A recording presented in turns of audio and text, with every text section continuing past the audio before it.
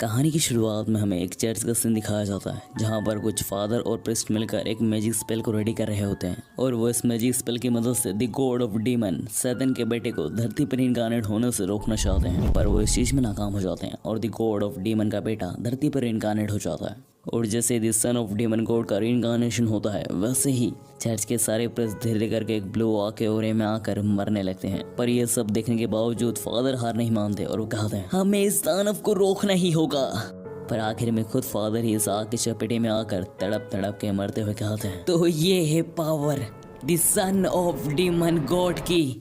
और इसी सीन के साथ हमारी कहानी कुछ साल आगे बढ़ती है जहाँ पर हमें एक लड़के को दिखाया जाता है जो कि कुछ लड़कों को मार रहा होता है और यही लड़का हमारे सीरीज का मेन प्रोटैगनिस्ट है और इसका नाम रिन है। और अकेले रिन के हाथों इतनी बुरी तरीके से मार खाने के बाद वो तीनों लड़के वहाँ से भाग जाते हैं, पर वो जाते जाते रिन को डीमन कहकर पुकारते हैं। और यह सुनकर रिन कहता है यह किसको डीमन कह रहे हैं, हरकतें तो इनकी डीमन जैसी है। और फिर रिन अपने ग्लव्स देकर कहता है अरे नहीं, आज तो मुझे फादर नहीं छोड़ने वाले। और इसी के साथ हम नेक्स्ट सीन में देखते हैं कि रिन के फादर रिन को इधर उधर ढूंढ रहे हैं और आज रिन की सच में कोई खेल नहीं। और आखिरकार रिन के फादर रिन को ढूंढ लेते हैं और उसे पकड़ कर बहुत मारते हैं। और रिन की पिटाई के बाद हम नेक्स्ट सीन में देखते हैं कि रिन के फादर कह रहे होते हैं कि रिन को इससे पहले 10 से ज़्यादा नौकरियों से निकाल दिया गया, जिनमें से 9 बार तो उसे इंटरव्यू फेस में ही निकाल दिया गया और पिछली बार उसे डिलीवरी बॉय की नौकरी मिली थी जिसमें से वो लड़ाई के चक्कर में निकल गया। और इन सब बातों के साथ रिन के डैड कहते हैं कि उन्होंने रिन के लिए एक जॉब इंटरव्यू अपॉइंट करवाया है कल के लिए, तो रिन को कल जाना होगा। यह सब सुनकर रिन कहता है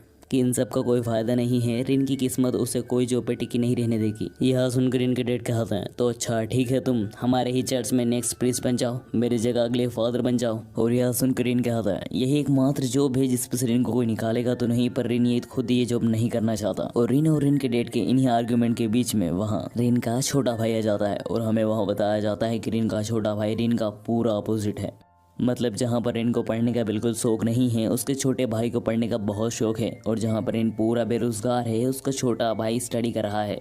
और ये सब सुनकर रिन गुस्से में कहता है चुप हो जाओ तुम। और जैसे रिन चिल्लाता है वैसे चर्च में रखा हीटर भभकता है, पर उसमें से लाल की जगह नीली आग निकलती है। और उस आग को देख कर रिन के डैड कहते हैं यो कि तुम एक काम करो, रिन को अंदर ले जाओ और उसकी मरहम पट्टी करो और उसके कपड़े बदल दो। और फिर हम नेक्स्ट सीन में देखते हैं कि यो क्यों रिन के हाथों में पट्टी लगा रहा होता है और वो पूछता है आखिर आज फिर तुम्हारी किस बात पर लड़ाई हो गई। जिस पर रिन बताता है कि वो इस बार नहीं लड़ना चाहता था, पर जब उसने देखा कि कुछ लोग जिंदा कबूतर पे निशानेबाजी की प्रैक्टिस कर रहे हैं तो उससे रहा नहीं गया और वो कबूतर को बचाने के लिए उन लोगों से लड़ पड़ा।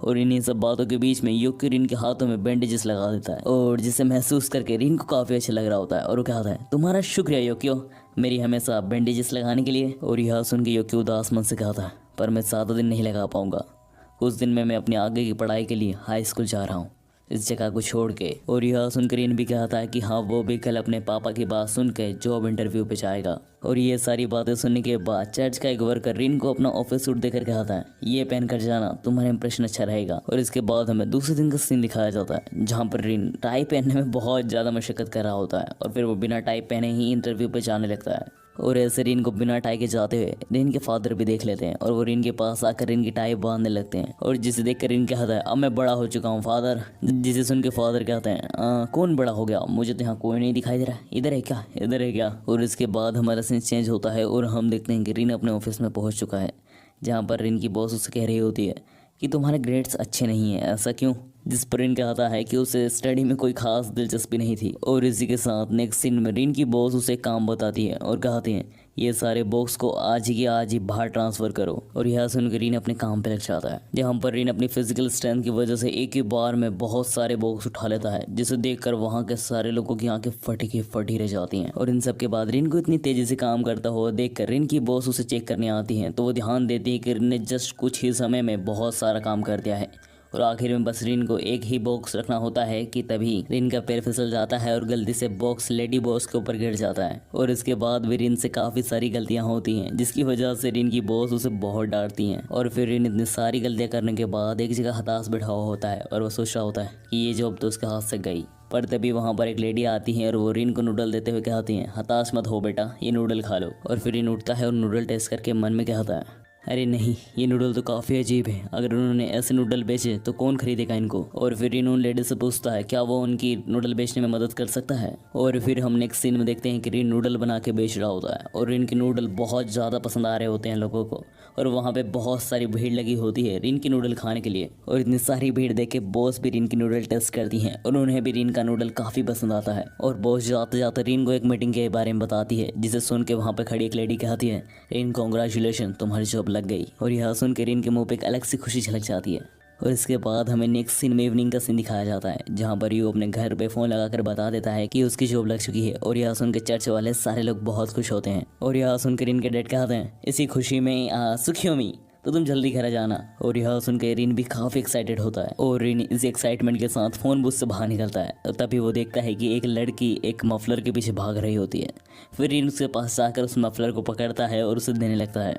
पर तभी रीन ध्यान देता है कि वो लड़की उस मफलर को देखकर डर रही होती है। और फिर रीन उस मफलर को ध्यान से देखता है और वो देखता है कि उस मफलर के कॉर्नर पर एक डीमन ने उस मफलर को दांत से पकड़ा हुआ होता है। और फिर रीन जैसे उस डीमन को देखता है, मानो वो डीमन तो बहुत ज़्यादा घबरा जाता है और वो उसे देखकर वहाँ से भागने लगता है। और फिर वो डीमन रीन से डरकर उस मॉल में भरा जाता है जिसमें रीन काम करता है। और फिर रीन भी उस डीमन के पीछे जाता है ताकि वो उस लड़की का मफलर उससे ले सके। पर उस छोटे से डीमन की वजह से मॉल में बहुत ज़्यादा तबाही मचाती है।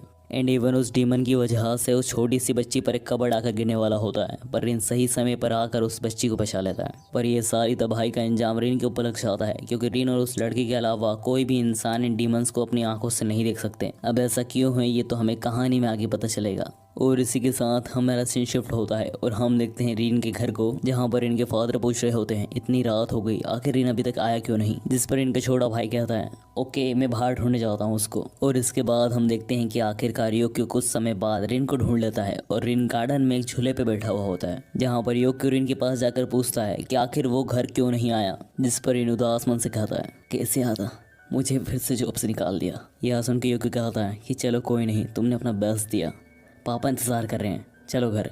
और फिर रीन योक्यो को कहने पर घर के लिए चल पड़ता है। और फिर रीन जैसे ही घर आता है तो वो देखता है जिस लड़की को उसने बचाया था उसके फादर रीन के पापा को शुक्र अदा करने आए थे उनकी बेटी की जान बचाने के लिए। और उस लड़की को अलविदा करके रीन के डैड रीन को चिल्लाते हुए कहते हैं, आज तुम्हें खाना नहीं मिलेगा, ये देख रहे हो बिल, तुमने कितना नुकसान किया है। और इसके बाद हमें नेक्स्ट सीन दिखाया जाता है कि आधी रात को रीन के फादर एक छुपे हुए ठिकाने में जा रहे होते हैं, जहाँ पर वो एक संदूक को खोलते हैं और उसमें एक तलवार को देखकर कहते हैं, अब ज़्यादा समय नहीं बचा है, वो इसे ढूंढ लेंगे।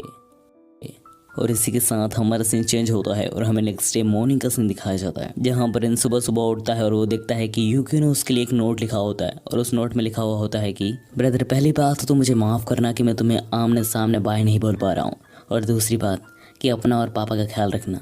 और ये नोट पढ़ने के बाद जब इन खिड़की खोलता है तो वो देखता है कि बहुत सारे छोटे छोटे डीमंस हवा में उड़ रहे हैं। और इन डीमंस को देखकर इन घर से बाहर आता है, पर वो ध्यान देता है कि बाकी ह्यूमंस की तो नॉर्मल ही लाइफ चल रही है, मतलब वो इन सब डीमन को नहीं देख पा रहे हैं। इसका मतलब कि इनके पास कोई खास बात है जिसकी वजह से वो इन डीमंस को देख पा रहा है। और इन्हीं सब के बीच में कुछ लड़के रिन को पुकारते हैं, और ये वही लड़के हैं जिनसे रिन की पिछली बार लड़ाई हुई थी।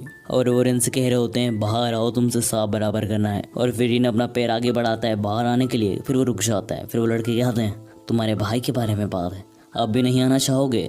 और फिर हम नेक्स्ट सीन में देखते हैं कि वो लड़के रिन को एक सुनसान जगह पर ले आते हैं, जहाँ पर वो लड़का रिन से फालतू बातें कर रहा होता है, जिन्हें सुनकर रिन वापस घर आने के लिए आता है कि तभी वो लड़का कहता है, तुम्हारा भाई मेरे ही पापा के कॉलेज में आया है ना, योक्यो नाम है उसका।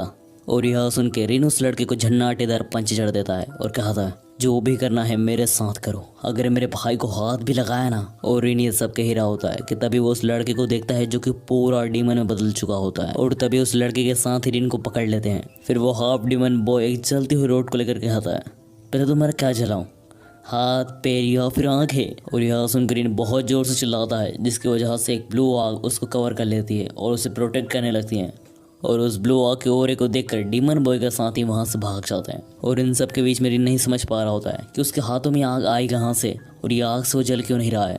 और तभी वो डीमन बॉय कहता है, जैसा कि मुझे लगा था, आप हो डीमन लॉर्ड सैटर्न के बेटे, मतलब हमारे प्रिंस। और इन्हीं सब बातों के बीच में वहाँ फादर आ जाते हैं, और फादर आकर कहते हैं कि उन्हें पता था कि डीमंस इनको ढूंढ ही लेंगे। और फिर वो डीमन फादर के ऊपर हमला करता है, पर फादर उसे इजीली हरा देते हैं। और ये सब देखने के बाद रिन फादर से पूछता है, आखिर मैं कौन हूँ और ये क्या हो रहा है। जिस पर फादर जवाब देते हैं, कि सबसे पहली बात कि ये सारे डीमंस मिलकर तुम्हें ही ढूंढ रहे हैं, और दूसरी बात कि तुम कोई इंसान नहीं हो और ना ही तुम कोई मामूली डीमन हो।